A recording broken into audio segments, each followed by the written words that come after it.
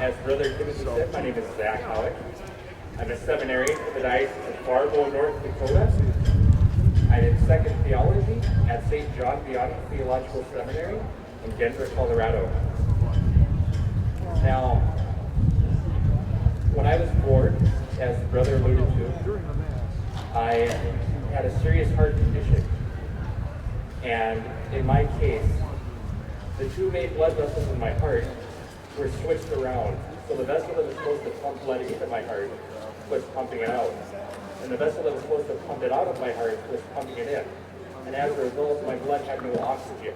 What's going on here? So by the time I was 10 days old, I had something close to 18 mini strokes. Now at the time, in 1990, there was a new experimental surgery that was being attempted to correct this issue. And I was flown from Grand Forks, North Dakota to Mayo Clinic in Rochester, Minnesota, where there was a surgeon attempting the surgery. I was clinically dead while they performed the surgery and as they prepped me for surgery. And I ended up being the 18th attempt and the first survivor of instant transposition of the coronary vessel. And the doctors were convinced, because of my high number of strokes, that I would be either mentally handicapped or physically handicapped. But through a miracle, I bear no ill effects of those strokes. You'd never know that I had a stroke, much less eat. And I'm the youngest of 5 children, and as brother said, I grew up in a very anti-Catholic home. When I was 7 years old, December 21st, 1997, I discovered the Holy Rosary. I got to bed that night, and I woke up at 2 in the morning from a deep sleep. And I knew when I woke up that I had to have a rosary. At that time, I'd never heard that term before. I'd never seen one. But I knew I had to have one. And so I got up. This was before everyone had a cell phone. And I got up and I walked into the hall. And I picked up our corded phone. I picked up the receiver. I didn't dial any phone numbers. I just picked up the receiver. And my aunt was on the other end. Now, my aunt is Catholic. And I said, Paulette, I want a rosary. And I hung up the phone and I went back to sleep. A few days later, on Christmas Eve, my aunt and uncle snuck me a little black rosary with the white mystery beads, the trainer rosary with the little pamphlet on how to say it. You've all seen them. And I began praying that rosary every night between the hours of 12 and 2 in the morning so my parents wouldn't catch me. Because I knew that they would go ballistic if they saw their son praying the rosary. And I continued praying that rosary every day from that point onward. I still do it now. And later that year, we moved out to Montana. And one night, I was praying the rosary. I had just finished. It was 2 o'clock. And I had a television in my room. And my television turned on. The remote was across the room, so I didn't turn it on. But the television turned on. And it was on a channel I'd never seen before. It was on EWTN. And there was a bishop speaking. And he was dressed really cool in my mind. He had a cape on, he had this big cross across his chest, and he said, "Peace be to you." Now, if you recognize that phrase, you know I'm talking about Archbishop Fulton Sheen. And from the moment that I saw Fulton Sheen, I was enamored with him. And so I started watching him every night after I prayed the rosary. And shortly after that, I started sneaking off to the Catholic Church to do a holy hour. There was a church about a block from the house. And so after school every day, I would sneak over there while my friends would go out and play. I'd sneak into the church and do a holy hour. And after 3 days of doing this, I struck up a friendship with the pastor of the parish. He's a Capuchin priest. And he, along with my aunt, started giving me books to read, Lives of the Saints, and different books by Scott Hahn and Fulton Sheen.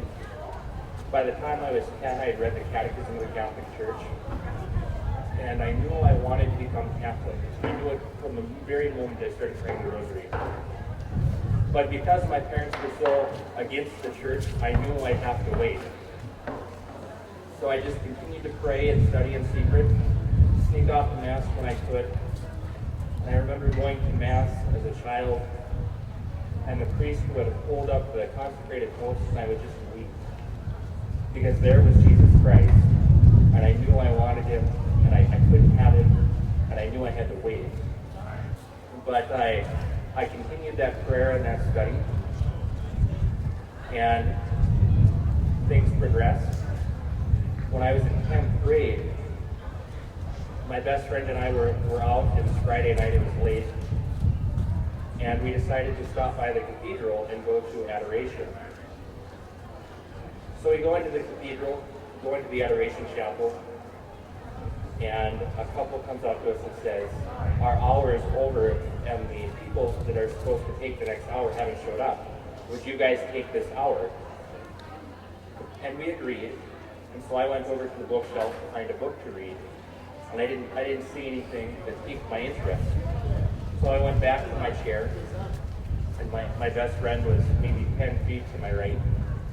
And I bent down to pick up my rosary out of my pocket. And as I bent down, a book hit me on the head. Now, it didn't come from the bookshelf. I have no idea where the book came from. But I picked it up, and it was the Diary of St. Faustina. And as I opened up the diary, I was struck to my very core by the book. I've never seen a book like the Diary of St. Faustina. As I read it, it seemed like it was written just for me. And I devoured it that hour. And as I finished that hour, I went to my friend and I said, hey, have you ever heard of the Diary of St. Faustina? And he said, yeah, I have a copy of it at the house and I don't like it, so you can have my copy. So we finished our hour, and I drove my buddy back to his house and gave me a copy of the diary, and it's become one of the main staples of my life. I started a daily devotion to St. Faustina, and I've seen her help very often. But as time continued, the next year I turned 17, and I told my parents that I was going to become Catholic, and my parents went ballistic. And after a very long and loud argument, they told me that I could become Catholic after I turned 18 and was an adult. And so I turned 18 during my senior year, and I quietly went to join the church. I was confirmed outside of Easter, 2 days after my 18th birthday. And 3 months later, I started the application to join the seminary. I felt the call to become a priest, starting when I was about 10 years old. And the Diocese of Great Falls, Billings, Montana accepted me. And I graduated from high school, I entered the seminary. My parents were so angry that I'd become Catholic, that after I became Catholic, they almost kicked me out of the house. And then when I entered the seminary, they disowned me for a little while. It was about a year or so before they got a little better. But I studied for the Diocese of Great Falls, Billings for 3 years. And at the end of that third year, I transferred to the Diocese of Fargo, where my family's from. I graduated from college seminary, and I progressed into theology studies at St. John Vianney Theological Seminary in Denver, Colorado. Now, Thanksgiving break came that year, and I decided to go to Montana to visit my family, see some friends, and do a little hunting. And on my way to Montana, I got into a severe car accident with my life. And as I got into that car accident, it happened Monday of Thanksgiving week 2014 at about 10:20 in the morning. The next thing I remember, it was Tuesday evening, 36 hours later, when I woke up from a coma completely. And I was told that I had 4 skull fractures. I'd broken the left side of my face. I'd broken my scapula inside my left shoulder. I'd ripped open my organs. And I'd broken the eye socket. And I'd massive bruising on the rest of my body. And my parents were called and told that I wasn't going to live, that I was being life-flighted from a small hospital to a larger hospital in Casper, Wyoming, and that they wouldn't make it. I wouldn't survive the flight. So they were told to prepare themselves for my death. And as I arrived in the hospital, I was told by the doctors that they thought I had about 30 seconds when I came into Casper. Those 30 seconds expired and I was still there. Pretty soon, they thought I was going to live, but that I would be brain dead because my skull fractures were such that my brain should have been torn in half. The next thing, I woke up and I was totally fine. There was no bleeding, no swelling, no damage whatsoever. Even though I had all these serious injuries, everything just seemed to disappear. The internal bleeding stopped. The skull fractures, even though my brain should have been ripped in half, it wasn't. I had no brain damage. They told me I would spend 6 months in the hospital. A day later, that shifted to 6 months in a therapy center.